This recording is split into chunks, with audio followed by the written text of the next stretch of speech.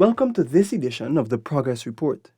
In this episode, we speak to several members of a large US Korean delegation who visited Guyana in the last week for investment discussions.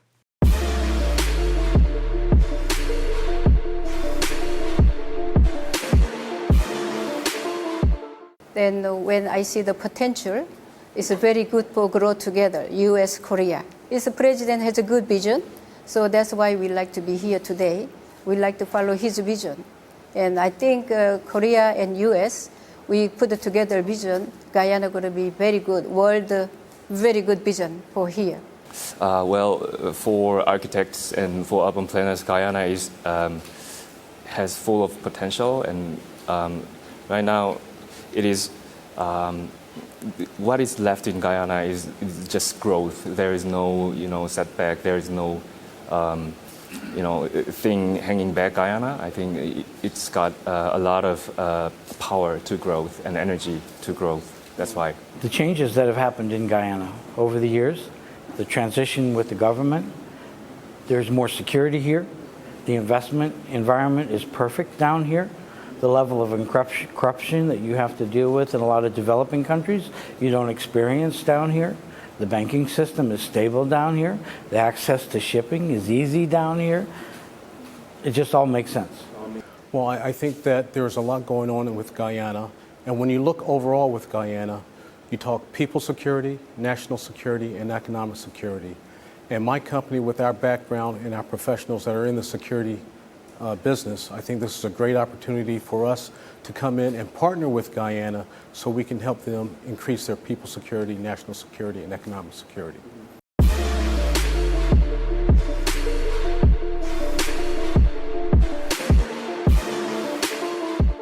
We are participating in this project as a master planner. That's our role. Master plan of Silica City, the new city.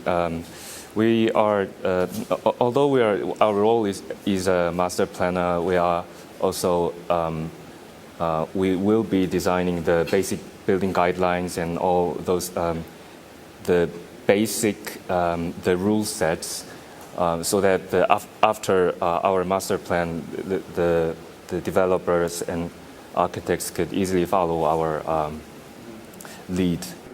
So through my company, we can offer maritime security, port security, law enforcement security, and military. We can also do the fusion centers, which we bring together the operations and the intelligence sides to help be more predictive and anticipate things happening in the country and in the coastal areas as well. So our business, we're involved in agriculture. We understand the need of Guyana and what Guyana needs at this point. We understand the history also of Guyana, and the Guyana is founded in agriculture. So we're looking at investing in eggs, chickens, beef, dairy, aquaponics, doing food indoors, and shrimp and oyster production as well. So there's multiple sectors, creating a factory to make our own fish food, creating a factory so we can make organic fertilizer from all the waste that's being generated. So there's a lot of different components of agriculture to improve this society. And in every one of those, we're bringing in a workforce development training program to increase the capacity of the people, because there's a lot of experienced agriculture people already out here, ready to go to work. They just need a little additional skills for some of the technology that we're bringing in, but they can do all the work. It's not a problem.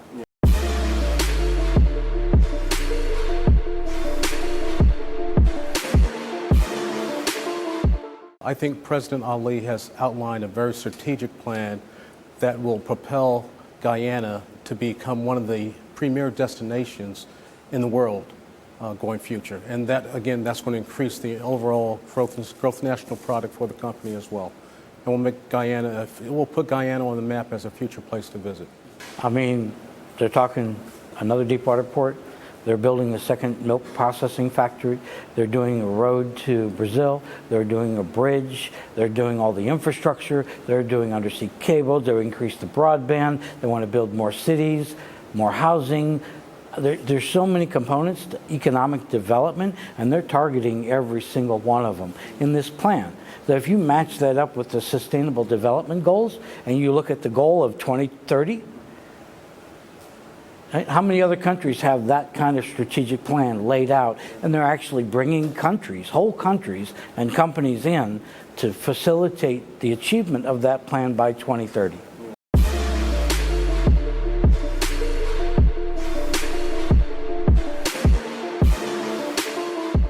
Put faith in the future of Guyana and the passion of people of Guyana, so that although it might sound naive, when the technology meets with the passion of people, it will really explode. That's what we think.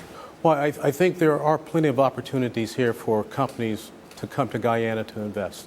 And I think one key takeaway is that, yes, you can come here to invest, but more importantly, what are you doing to improve the overall health and welfare of Guyana as you do that investment? It's always one thing where you can see what's in it for you, but what are you giving back to Guyana? So I think that's key, and I think that's important as well.